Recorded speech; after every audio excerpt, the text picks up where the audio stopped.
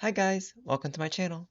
Alrighty, so I know that this bit of drama is a little bit old at this point, but it has captivated me. I'm so interested and invested in this whole rabbit hole that has taken over the book community, basically. Like every single person is talking about the Audra Winter's Age of Scorpius thing.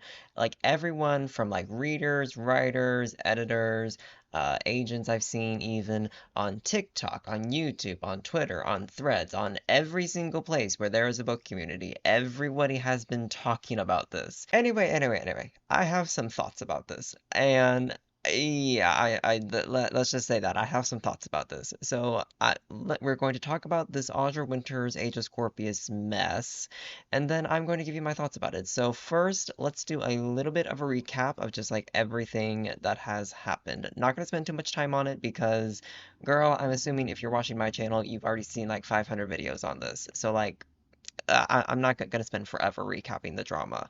But basically, what is this? What the hell is this Age of Scorpius Audra Winters drama that you've probably been seeing all over the place? And if you've not, welcome. So basically, there is this new self-published author. Her name is Audra Winters, obviously. She's a 22-year-old author, and she just released her debut YA fantasy novel called The Age of Scorpius.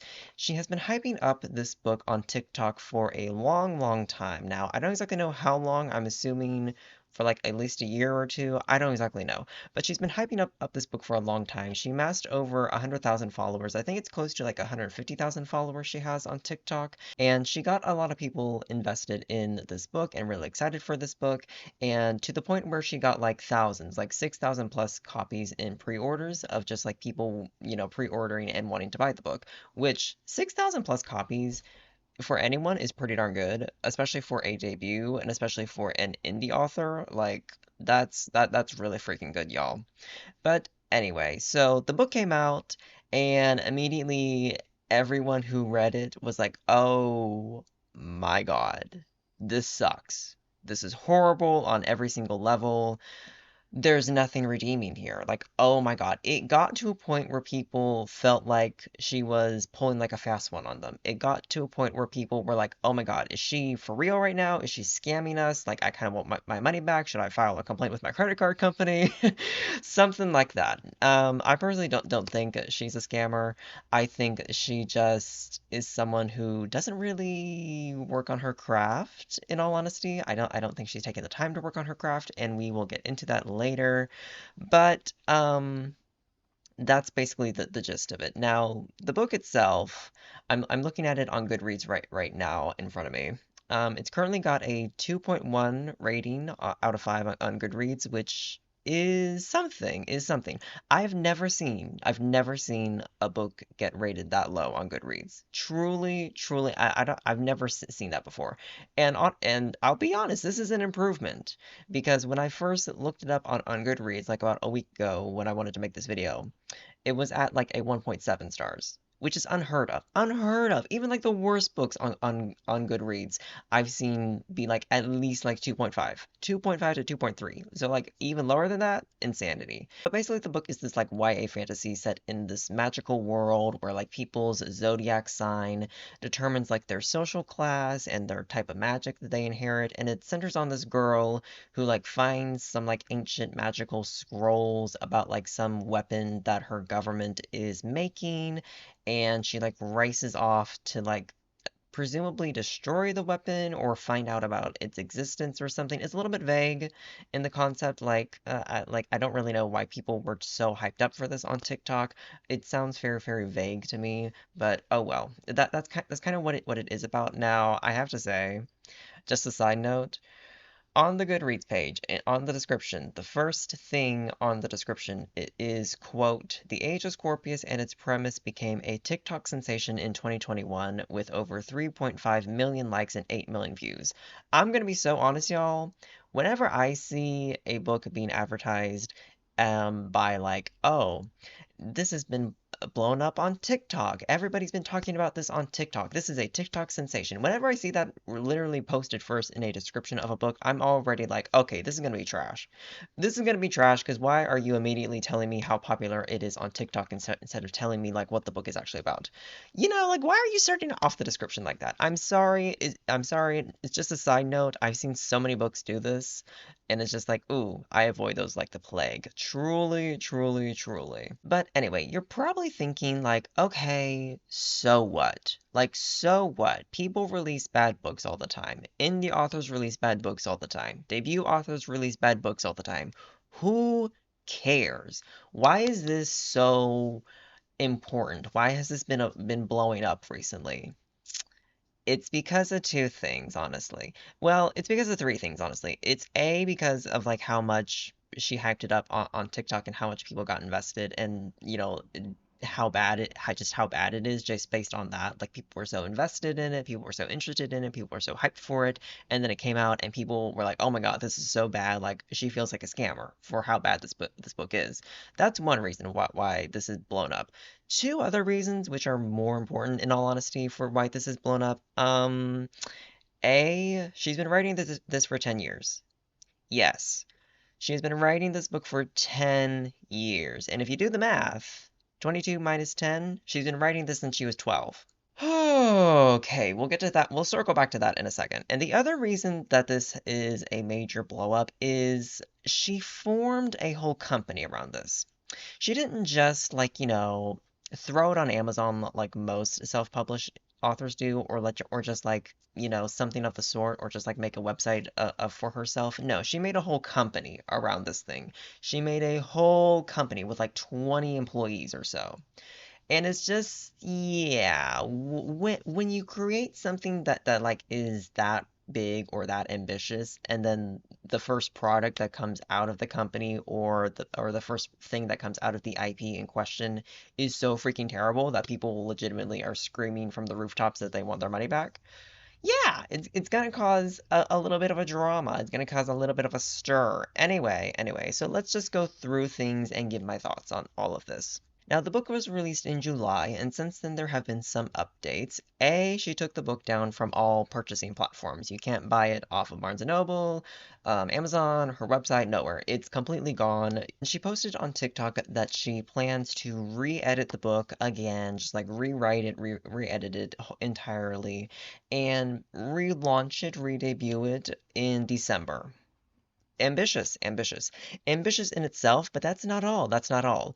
The other part of this update that got people talking is she said she's going to be auditioning people in her community, her followers, to be her editor and her beta readers. Let's let that sink in a minute. She's going to be auditioning people who follow her to be her editor and her beta readers.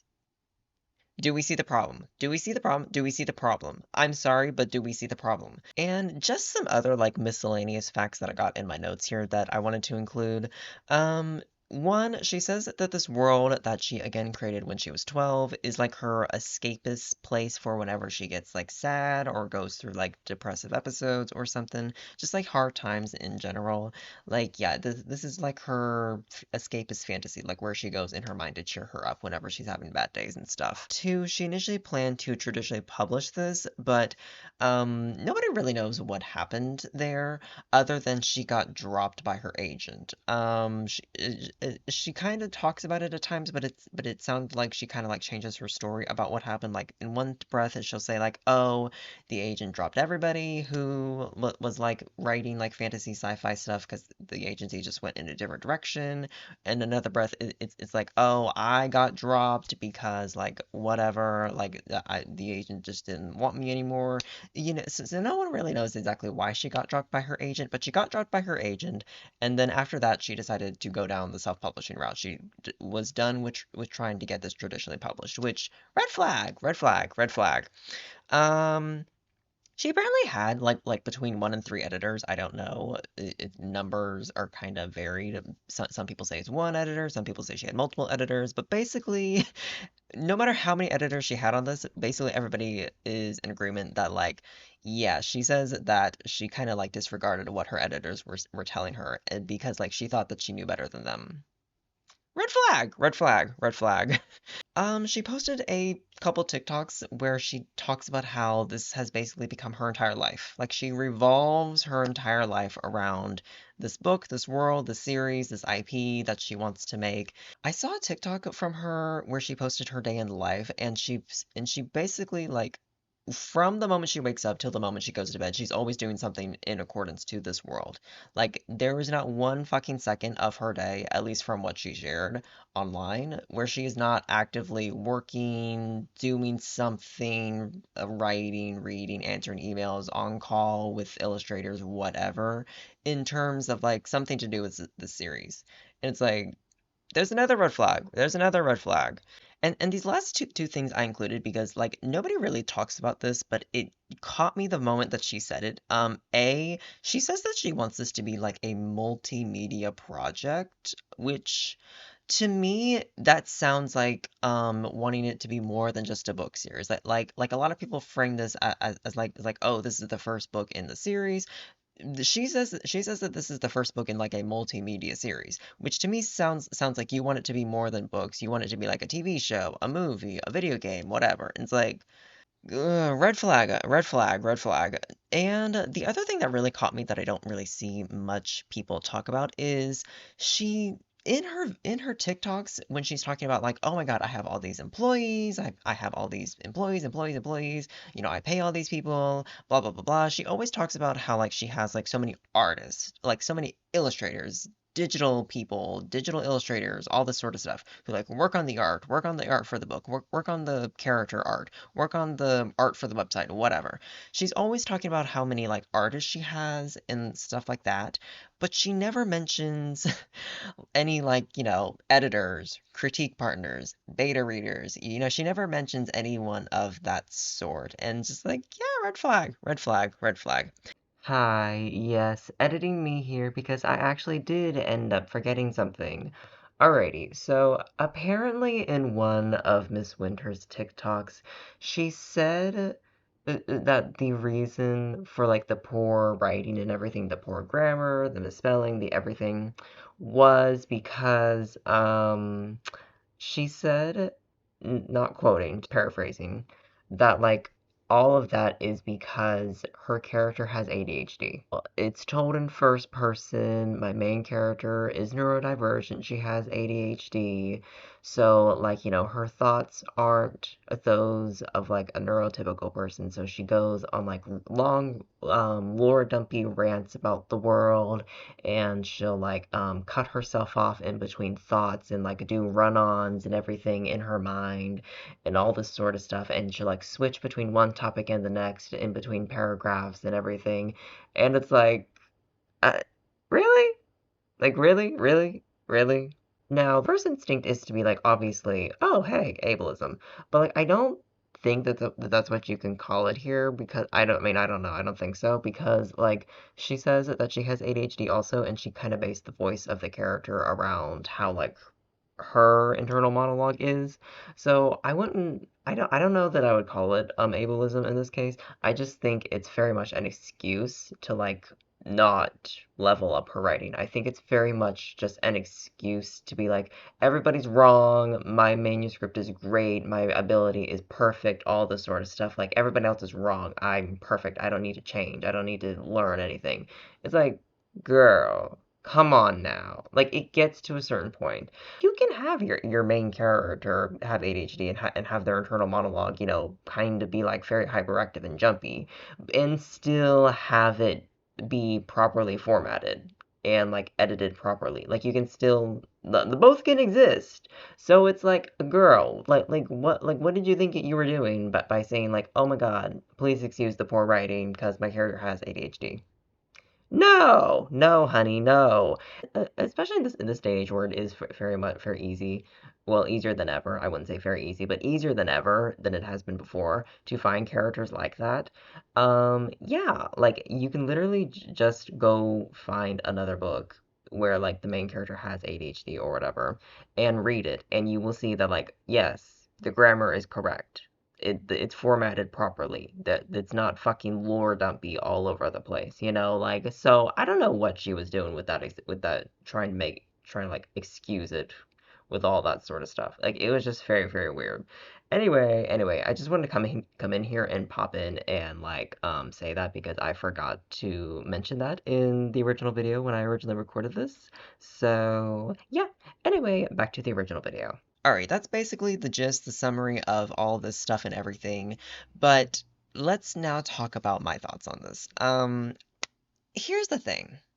Overall, there's two major important things. The first major important thing is this is the exact nightmare doomsday scenario that every single established big name, respected, popular, etc. type of author warns newbie readers about. Every single like big name established author, the advice that they give newbie readers is stuff like, "Hey, it's okay to let the projects go. Don't write and rewrite and re-edit and redo projects over and over and over and over and over again for years on end.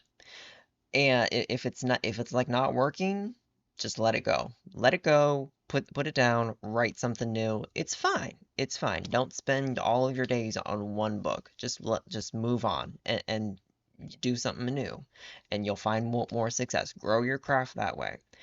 And the reason that they say all of that and say like don't put all your hopes and dreams into one freaking book is the situation. This is the exact situation that every single big name author, established author, respected author warns newbie readers about. Truly, truly, truly. Because literally she did everything that the advice tells you not to. Like literally she's been writing this since she was 12. Oh my gosh, she's literally been writing this for like 10 years at this point. It's like, girl, give it up. At some point, give it up. It's okay for this to just be like your passion project that like goes on your computer and stays there. It's fine. It's fine to have that. Like it doesn't need to be out in the world, especially if it's gonna turn out like this. You know, like it's fine. Just keep it on your laptop and let it be your little passion project that you come back to every now and then. Why are you spending so much time writing, rewriting, editing, re-editing this one singular thing and not really doing anything else? Truly, truly, truly. It keeps her from developing as a writer. It really, really does. Because, okay, it doesn't sound like she's really studied craft, truly. Like, it doesn't sound like she's really, like, watched videos, taken any classes or anything. You know, it doesn't sound like she's really done anything to really like study and hone her craft as it is. But also the other way that like you really really really hone and develop your writing and improve as a writer is writing multiple things, writing other projects, you know, whether it be different fan fictions, a different original works, whatever, just write different things instead of just going back to the same exact story over and over and over and over and over again. Like you're not improving, you're just recycling and rehashing and going in circles. You need to move on. You need to move on at some point. You truly, truly do. The other really big thought I have on this whole thing is that this is going to sound mean, and I don't mean for it to be mean, but it's going to sound mean. I think she needs an intervention. I'm sorry, I kind of think she needs an intervention. Just because, like, she keeps on saying that, like, she revolves her entire life around this world, around this series, around this IP. It's not healthy. I'm sorry, it's not healthy. Like, girl, like that's not something to be proud of. Like, yes, when you're writing a book or whatever, like it does take up a significant amount of space in your mind. Like, yeah, of course, like it makes sense because it takes a long time to write something. You're working in your mind a lot about like, okay, this plot piece is not working, this character arc is not working, how can I fix it? There's a gap here in the plot. I need something to fill this. Okay. Oh, what about this piece of lore? How would that change things? What if I added in this type of character? How would that affect the main character's arc? Blah blah blah. There's a lot of stuff. So like, yes, writing anything, it's going to take up a significant amount of your mind space, but like, it shouldn't take up your entire fucking life. You should not have your entire life structured where it's like 7 days a week, sun up to sundown. Nothing you do is outside of this. Everything you do is revolving around this one idea. That's not healthy. I'm sorry. It's not healthy, and I'm just shocked that nobody in her life has been like, hey, let's go to the beach. Let's go to the forest. Like put the book down, put the laptop down, put the pen down.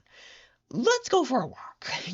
Like come on, let's get some fresh air. I'm sorry, I kind of do think she needs an intervention. It's just like somebody to be like, hey girl, ooh, you need to breathe. You need to breathe. You need to get out of your this out of this bubble, out of your head. Just stop. Just go live life a little bit. It's okay. That living life, reading other stories, just reading the news, it's how you refill your creative well and get new ideas and new perspectives on stuff, and like all this other stuff that will help you grow as a writer, because like, yes, living life however is possible, and like look and like read and consuming other stories, and reading the news and all this sort of stuff, it does help you get more inspired, and it does help translate your inspiration into work basically. I'm sorry if I'm not making much sense. I hope I'm making sense, but like, I didn't fully script this video. I put out notes,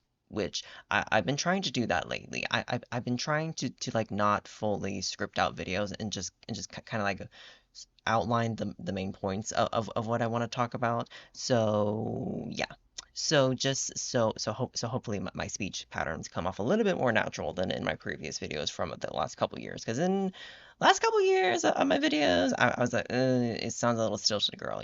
Like you sound a little robotic. So like, I'm trying to be better about that, and not like fully script out word for word videos. Anyway, enough about my drama. Anyway, um, so like, yeah, I just feel like somebody needs to like sit her down and be like, girl, stop revolving your life around this. Like, it's okay for like not every second of your day to be revolved around the world of Guardian or whatever. Like, stop, go live life, go breathe air, live life, breathe air. I know somehow we're gonna get there. Like, come on now.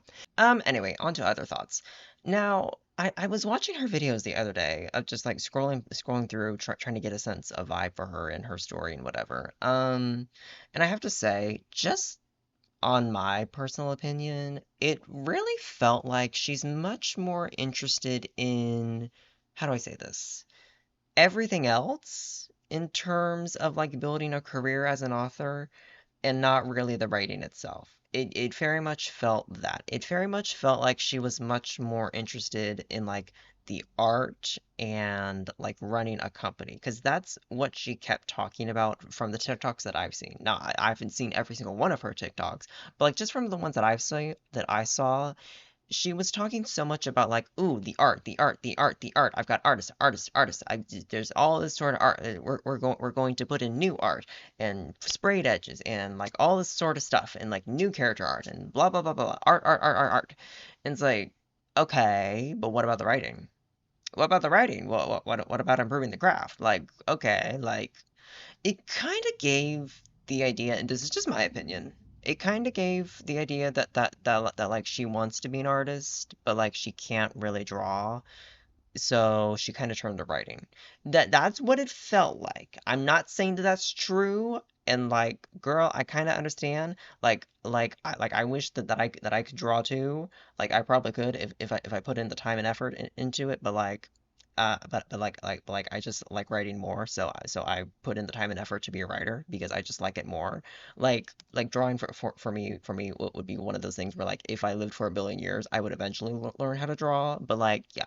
Anyway, anyway, but like, so I get it of like wanting to be an artist, but like not really having the capability of like being an artist basically. So, but like it's like I get it on one end, but it's also like, girl, you're not an artist, you're a writer, so like focus on the writing. Like shut up about the art and everything because yeah, like focus on the writing. And it very much felt like she was much more interested in being like an entrepreneur, a business owner. She very much was like bragging about like, "Ooh, I've got this company, I've got all these employees, da da da da da," and just like, okay, congrats. To me, it was just kind of ringing alarm bells. Now, that's probably because I'm fucking poor, but like it was just very much ringing alarm bells because I was just thinking like, okay, the first thing flopped, so what if the next thing that this company puts out flops also, and the money dries up, like at that point you're kind of screwed.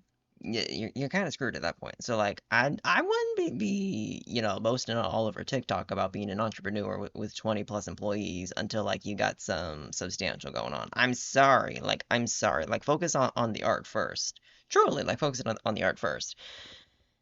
It's just also on that note, the 4 month revision that she wants to do of this book of just like overhauling the book, 4 months, 4 months to revise, re-edit the whole book. Be serious. Girl, be serious. I'm so sorry. The only person who could pull off a 4 month revision is Jesus. Like, truly. Like, girl, you need God Himself to come down from the heavens and rewrite your book for you to get it publishable in 4 months. Cause, like, oh my God, that is just not realistic. Oh my God. Now, especially with like the quality that I've seen now, have I read the book? No. Do I want to read the book? No. Have I read the sample chapters? No, I have not read the sample chapters because by the time that I went to go look for the sample chapters, the listings and everything was already taken down, so I can't find the sample chapters anywhere. But if you got the sample chapters somewhere, send them over. Link me in the comments because I'm kind of interested. Truly, I kind of am interested in reading the sample chapters.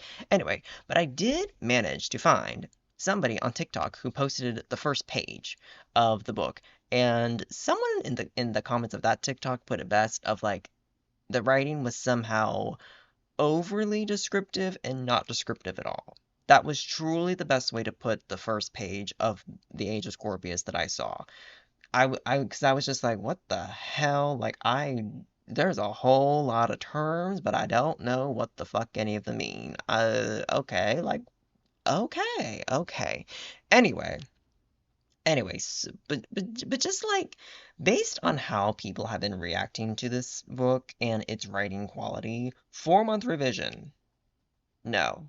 That's not gonna happen. To me, it's just a recipe for disaster. It's a recipe for like, okay, in 4 months' time, we're gonna put out the book again, slightly edited, and it's gonna crash and burn again. And everyone in the comments of TikTok is going to be like, oh, that's not. Oh, okay.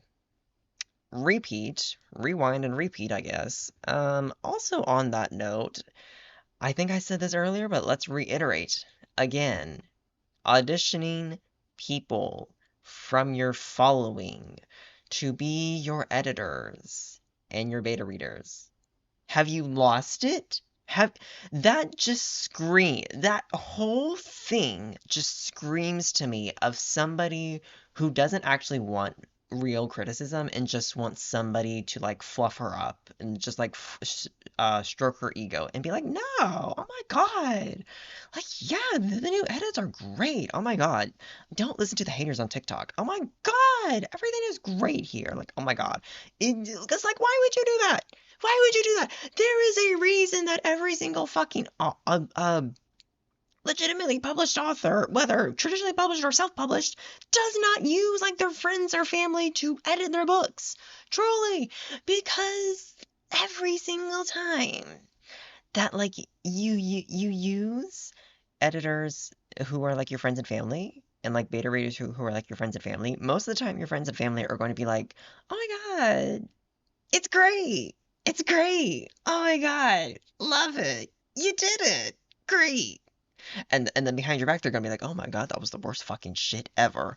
Because they don't want to hurt your feelings. Your friends and family don't want to hurt your feelings, and that extends to your followers who like are invested in your story and want to see you thrive and succeed. Like the people who like are being auditioned, which is so fucking stupid by the way. The people who are being auditioned to be like her beta readers or editors, they don't want to hurt your feelings. They're not going to give you the real, honest, brutally honest feedback of like, girl, this fucking plot sucks ass. No offense, but let's fix it, mama. No, the people in your following who are like invested in want to see you succeed and all this kind of stuff and are like your fans and whatever. They're going to be like, oh my God, this is great. This is great. Oh my God, I love this so much. They're gonna do that with no matter what you put out. And like I have to imagine that she knows that. I have to imagine to some extent that she knows that. I have to.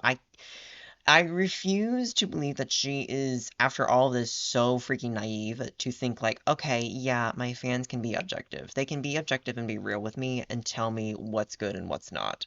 I refuse to believe that. I refuse to believe she's that naive.